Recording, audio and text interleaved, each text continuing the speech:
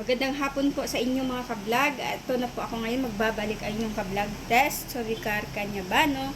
At ngayon mga kablog, ito na ang minamarinate kong boneless na bangus na gawin kong fish steak. Ayan na po. Okay na po siya. Iluluto ko na po siya ngayon. Apo na namin. At ito yung sibuyas puti.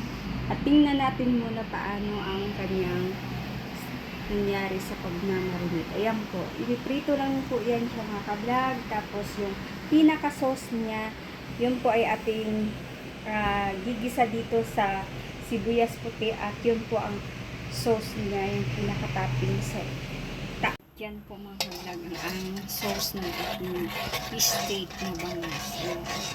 Punuin natin yan hanggang sa lapot na siya. Ilalagay na natin yung bangus, yung isda na piniprito ko. Ayan po mga kablog ang ating sibuyas puti nilagay ko ito. Ayan po.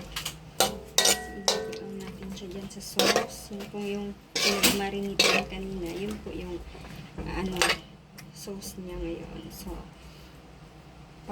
hapok lang natin ang sibuyas. Mekos lang natin ng konti. Tilang ba na tayo? Ayan po mga kablog ang aking fish steak. Ayan.